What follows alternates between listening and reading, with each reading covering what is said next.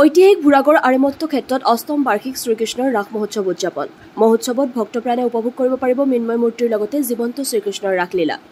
ভুৰাগড় শ্ৰীকৃষ্ণৰ ৰাস মহোৎসৱত এটা সময়ত দৰং জিলাৰ ভিতৰতে জাকত-জিলিকা হ'ব বুলি ক'লে চিপাঝাৰ সমষ্টিৰ বিধায়ক পৰমানন্দ ৰাজবংশীয়ে।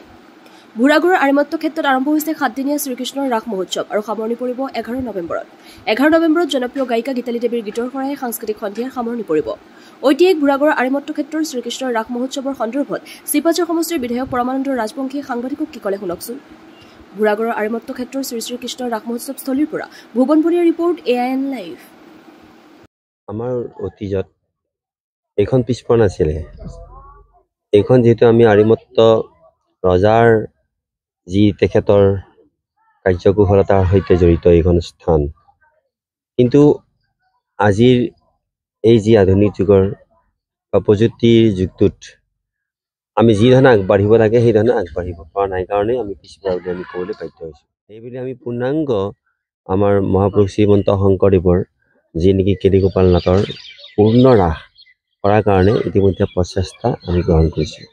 আৰু লগে লগে মই এই কথাখিনি ক'বলৈ পাই ধন্য মানিছোঁ যে আজি অকল আমি এইখন ৰাসতে নহয়, আমাৰ যি চিপাঝাৰ সমষ্টিত আমাৰ বৰুৱাবাৰী বেঙাকুৰা ৰাস, তাৰ পাছতেই আমি আমাৰ ঐতিহ্যমণ্ডিত আমাৰ যি আপোনালোকে জানে যে এইখন ৰাসৰ কথাও মই কৈছোঁ, কিন্তু আমাৰ চিপাঝাৰ আৰু এখন ৰাস আছে যিখন ৰাসে নেকি একেবাৰে চহৰতেই, সেইখন ৰাসতো সেই আমাৰ অনুষ্ঠান পৰিৱেশন কৰা হ'ব।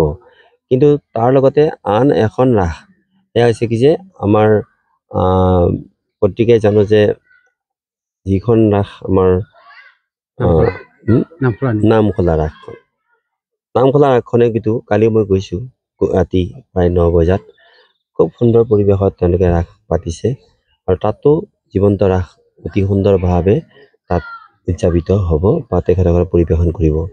আজি মই এইকাৰণে কথাটো কৈছোঁ কি যে আমাৰ ইয়াত গোটেই দৰঙতে বা আমাৰ গোটেই পশ্চিম অসমত মৃন্ময় মূৰ্তিৰ ৰাসৰ বা কৃষ্ণ লীলাৰ যিবিলাক মাহাত্ম্য প্ৰকাশ কৰা হয় সেইবিলাকৰ এটা নতুনত্ব আছে।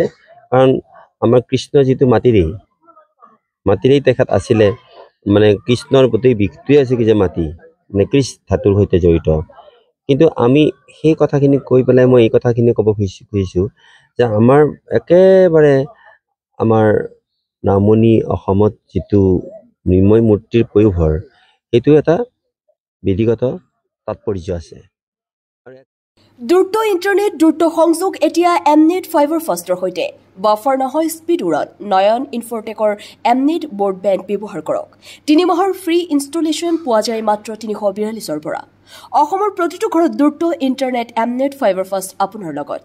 অনলাইন কাম, খেল আৰু বিনোদন একে ইণ্টাৰনেটত সম্ভৱ। আপোনাৰ স্পীড আপোনাৰ পচন্দ 30 Mbps-ৰ পৰা 155 Mbps-লৈ। এতিয়া ধীৰ ইণ্টাৰনেটক বিদায় দি ফাইবাৰ ফাষ্ট লৈ আহক অসমত প্ৰথম দ্ৰুততম ইণ্টাৰনেট সেৱা MS নয়ন ইনফৰটেকৰ পৰা। নতুন যুগৰ নতুন স্পীড ফাইবাৰ ফাষ্ট ঘৰলৈ।